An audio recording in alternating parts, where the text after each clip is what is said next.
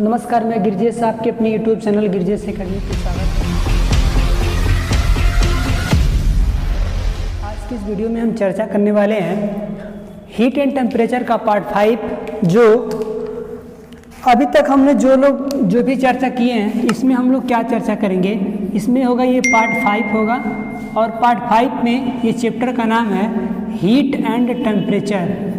Heat and temperature, इस part में हम लोग देखेंगे हीट एंड टेम्परेचर में अभी तक हम लोग कितने टॉपिक पे चर्चा कर चुके हैं। थोड़ा सा रिकॉल करा दे रहे हैं। अभी तक हमने उष्मा पढ़ लिया है कि उष्मा क्या होता है। उष्मा में हम लोग उष्मा की इकाई पढ़ ली हैं, बहुत सारी इकाई होता है उष्मा का। हम लोग जैसे BTH हुआ, CTH हुआ, कॉन्टिनेंटल इंजीनियर्स यूनिट हुआ और थर्मल ब्रिटिश यूनिट हुआ। इन सभी को हम लोग चर्चा आगे नेक्स्ट टॉपिक में हम लोग कर चुके हैं।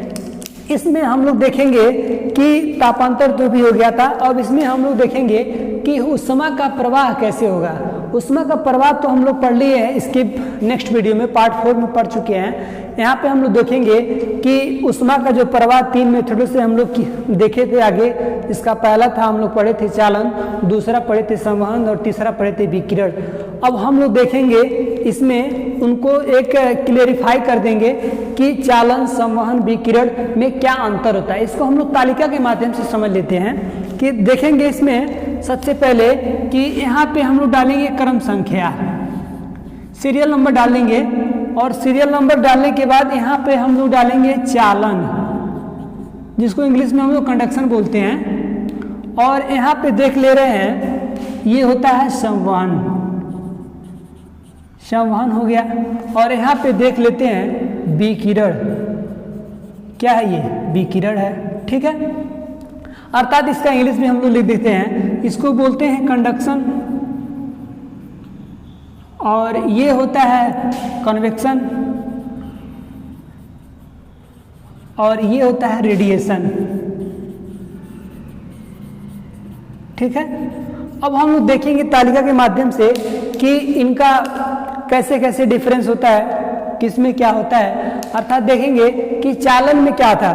चालन में जो हीट का ट्रांसफर हुआ था, उष्मा का फ्लो हुआ था, वो कणों के माध्यम से होता है। अर्थात देखेंगे कि इसमें देखेंगे चालन में, यहाँ लिखेंगे पहला पॉइंट, चालन में उष्मा का प्रवाह, चालन में उष्मा का प्रवाह कणों के माध्यम से होता है। लेकिन इसमें हम लोग देख लेंगे जो कण थे वो अपने पास ही थे। मतलब पास ही होने का मतलब ये है कि कण अपना स्थान नहीं छोड़ते थे। एक कण दूसरे कण को हीट को क्या करते थे, ट्रांसफर करते थे। ये मेथड किसमें हम लोग देख लिए, ये हम लोग देख लिए चालन में। अब हम लोग दूसरा देख ले रहे हैं कंडक्शन, संवहन में हम देखते हैं कन्वेक्शन में क्या होता है। इसमें भी हम लोग देखे थे जो कण था, इसमें भी यहाँ लिखेंगे संवहन में उष्मा का प्रवाह कणों के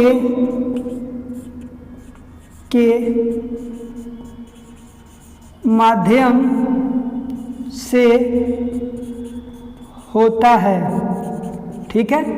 यहाँ पे हम देख लेते हैं कि संवहन में भी क्या होता है, कणों के माध्यम से उष्मा का प्रवाह हुआ था। लेकिन यहाँ पे देखेंगे, लेकिन यहाँ लिख दे रहे हैं, लेकिन इसमें कण अपना स्थान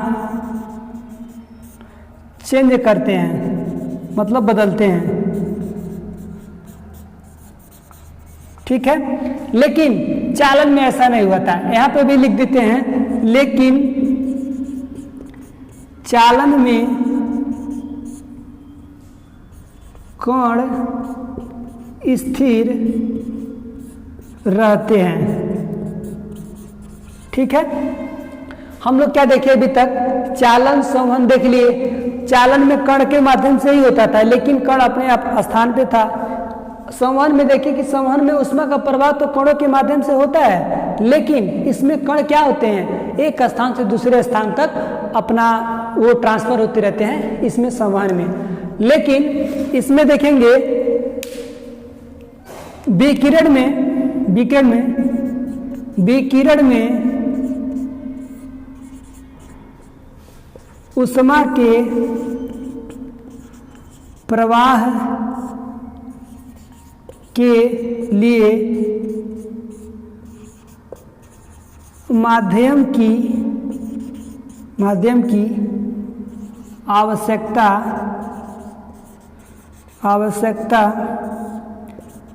नहीं होती है। ठीक है, इसमें हम लोग देखेंगे विकिरण में क्या, कि विकिरण में किसी भी माध्यम की आवश्यकता नहीं होती है। किसके लिए, हम लोग ऊष्मा को प्रभावित करने के लिए, अर्थात एक स्थान दूसरे स्थान को ट्रांसफर करने के लिए किसी भी प्रकार का माध्यम का आवश्यकता नहीं होता है। दूसरा हम देखते हैं चालन में कण अपना स्थान तो नहीं बदलते हैं, ये भी हो गया, लेकिन उसमें तो माध्यम नहीं होता है, ये भी हो गया। अब हम लोग देख लेते हैं चालन में ऊष्मा का संचरण टेढ़े मेढ़े मार्ग में होता है। हम लोग क्या देखेंगे, चालन में, दूसरा पॉइंट यहाँ नोट कर लें, चालन में ऊष्मा का प्रवाह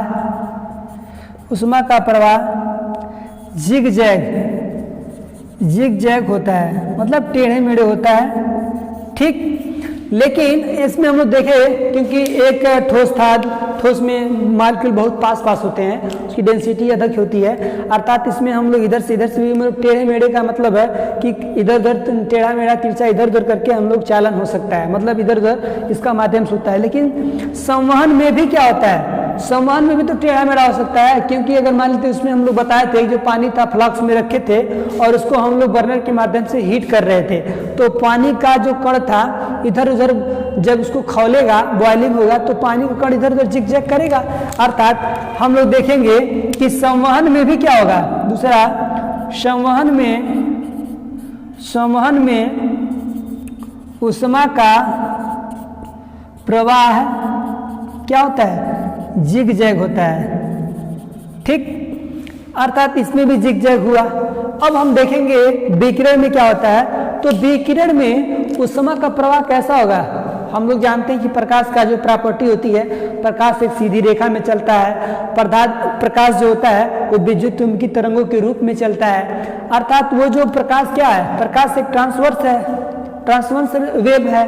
तो इसमें हम लोग देखेंगे प्रकाश विकिरण में ऊष्मा का प्रवाह सीधी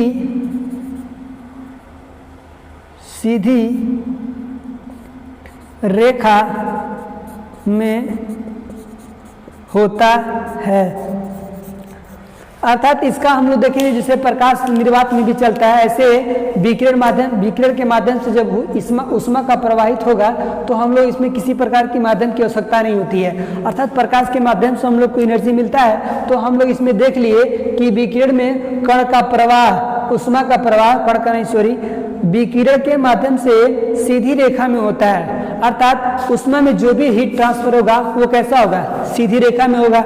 ठीक, नेक्स्ट हम लोग चर्चा कर लेते हैं नेक्स्ट पॉइंट में, तीसरे नंबर के पॉइंट में देखेंगे। यहाँ पे तीसरा क्या है कि चालन में जो भी हीट फ्लो होगा ये बहुत स्लोली होगा, मतलब धीरे धीरे होगा। अर्थात चालन में, यहाँ पे लिख लेते हैं, चालन में ऊष्मा का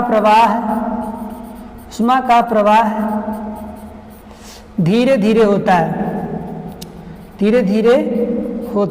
ठीक है, हम लोग देख लिए कि चालन में ऊष्मा का प्रवाह कैसे होता है, धीरे धीरे होता है। लेकिन अगर संवहन में भी देखें तो संवहन में ज़्यादातर दोनोदोनों के बराबर ही होता है। अर्थात संवहन में देख लेते हैं कि संवहन में भी क्या होगा, ऊष्मा का प्रवाह, संवहन में ऊष्मा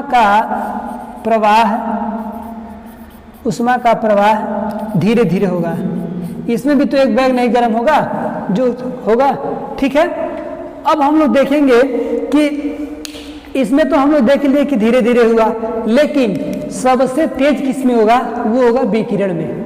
किसमें? विकिरण में। क्यों? क्योंकि हम लोग जानते हैं कि प्रकाश की चाल 3 × 10⁸ मीटर पर सेकेंड होता है, अर्थात बहुत ही ज्यादा हाई होता है उसका स्पीड प्रकाश का। अर्थात जब प्रकाश का स्पीड है तो उसका हीट को फ्लो होने का स्पीड भी तो तेज होगा, क्योंकि किसी प्रकार की माध्यम की आवश्यकता नहीं है। तो किसी प्रकार की माध्यम नहीं है तो हीट को बहुत तेज फ्लो होगा, अर्थात सबसे तेज क्या होगा? विकिरण में ऊष्मा का प्रवाह सबसे तेज होता है। ठीक, विकिरण में ऊष्मा का प्रवाह सबसे तेज होता है। और इसमें हम लोग देख लिए इतना पॉइंट। अब हम लोग देखेंगे कि एक पॉइंट और हम आप लोगों को बता दे रहे हैं, जैसे कि अगर चालन है तो चालन किस में होता है? चालन हम लोग देख लेते हैं, इसमें चालन जनरली किस में होगा? ठोसों में होगा चालन। ठीक है, यहाँ पे हम लोग देख लेते हैं कि किन किन माध्यम की आवश्यकता होती है, कौन कौन सा ऊष्मा फ्लो होने के लिए। ठीक है, तो हम लोग इसमें देखेंगे चालन, लिख लेंगे इसमें, चालन केवल ठोसों में होता है। ये जनरली किस में होगा? ये जनरली ठोसों में होगा चालन। ठीक है, अब हम लोग देख लेते हैं इसमें देखेंगे ये लिक्विड में होता है, अर्थात द्रव में होगा, लेकिन गैस में भी होता है। ठीक है, इसमें हम लोग चर्चा कर लेते हैं संवहन में द्रव तथा गैसों के माध्यम से होता है। ठीक है, इसमें हम लोग देखे हैं कि केवल ठोसों में होता है, लेकिन इसमें किसमें क्या होगा? द्रव में भी होगा और गैसों में भी होगा। ठीक है, ये संवहन हो गया, ये चालन हो गया। अब हम लोग चर्चा कर लेते हैं कि विकिरण में कैसे होगा। तो चालन का हो गया, संवहन का हो गया। विकिरण में हम लोग देखते हैं कि कैसे होगा, उसमें तो एक माध्यम हो गया, लेकिन इसमें निर्वात में भी तो होता है, निर्वात हो, वायु हो, अर्थात इसमें देखेंगे, इसमें हम लोग पारदर्शी माध्यम से होगा। पारदर्शी अर्थात ये जो भी माध्यम होना चाहिए पारदर्शी होना चाहिए, ट्रांसपेरेंट होना चाहिए, मतलब आर पार दिखाई देना चाहिए। क्यों?